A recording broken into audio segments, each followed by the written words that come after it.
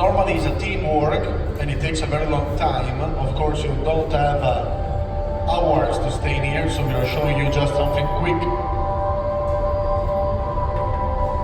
Everything in here is entirely handmade, no machines, no stamps. The most important stage and part of the work, of course, are the qualities of the glass artist.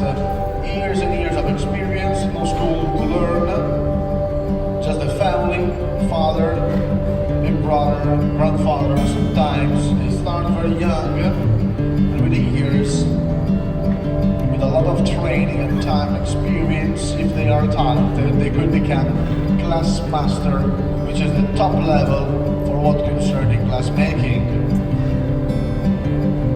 Now Maestro is showing us the blowing technique. He's doing a little carafe